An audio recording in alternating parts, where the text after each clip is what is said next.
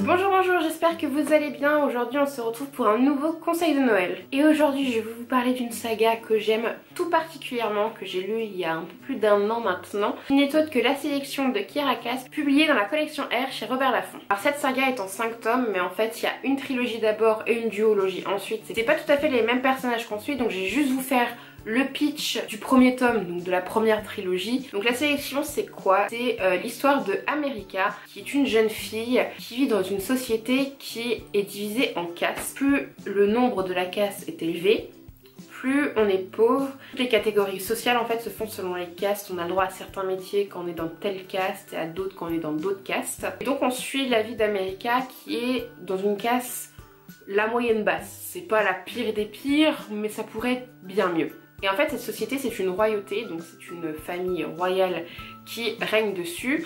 Et c'est le moment où le prince, donc Maxon, je ne sais pas comment on dit, doit trouver sa princesse. Et dans cette société c'est pas le prince qui courtise de jeunes demoiselles, tout ça.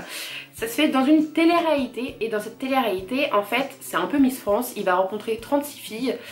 Et au fil des semaines, tout ça, il y en a qui vont être éliminés pour choisir sa future femme, la future reine. Et donc notre héroïne America va bien sûr faire partie des 36 sélectionnés, sauf qu'elle, elle a rien demandé, elle a déjà son petit copain Aspen, elle se plaît très bien avec lui et elle veut absolument pas partir dans la cour royale pour courtiser le prince. Elles sont fous complètement. Mais elle a pas le choix parce qu'on peut éventuellement gagner de l'argent et comme sa famille en a besoin, elle est pas contre un petit peu d'argent. Et donc elle va à la cour et on va participer à cette grande télé-réalité. On va apprendre à découvrir le prince, on va découvrir toutes les autres prétendantes, comment ça se passe entre eux. Mais c'est pas seulement ça cette histoire, il y a aussi tout un aspect politique derrière parce que forcément le prince n'est pas juste à se parer de beaux habits, à faire ses petites couronnes sur la tête et boire du vin. Il y a tout l'aspect politique, comment régir la société et du coup ça apporte énormément de profondeur au récit. Et c'est d'ailleurs aussi cet aspect là que j'ai beaucoup aimé, c'est pas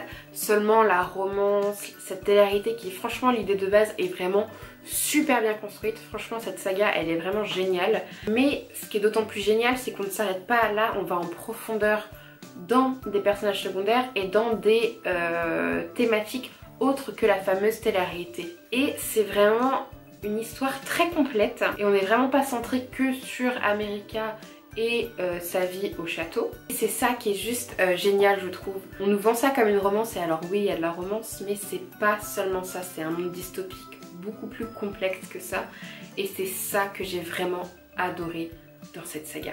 En plus, l'auteur a réussi à nous amener des rebondissements oufissimes, enfin on s'y attend tellement pas. Et ce que j'aime aussi dans cette saga, c'est que généralement dans une saga, on adore le premier tome et on est un peu plus déçu par la suite. Dans cette saga, c'est faux parce que pour moi le meilleur tome c'est le tome 3, donc celui qui termine la première trilogie, qui est vraiment excellent, qui a plein d'actions, plein de rebondissements et qui met encore plus en valeur cette saga écrite par Kiera Cass.